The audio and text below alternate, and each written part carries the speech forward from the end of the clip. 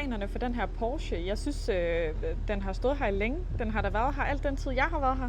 Jeg troede, at du solgte biler. Ja, det gør vi også. Og nu har du heller ikke været her så længe, men det er rigtigt. Den er for gammel, den skal videre. Hernede under, der gemmer der sig en 4,8 liters V8 motor med 440 hestekræfter. 20 tommer alufælge, røde bremser, 4 udstødningsrør, 2 i hver side. GTS-modellen, det er den, der lyder rigtigt. Spoiler, kører op og ned. Prøv lige at kigge indenfor.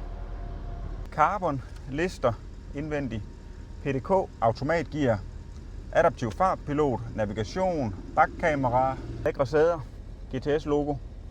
Porschen er fra 2015, den har kørt 125.000 km, og den kan leases for 5.000 inklusiv moms i måneden, med en udbetaling på 50.000 kroner inklusiv moms.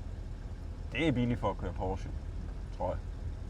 Nå, men Frederik, kan du ikke lige prøve at give den lidt gas? Med glæde.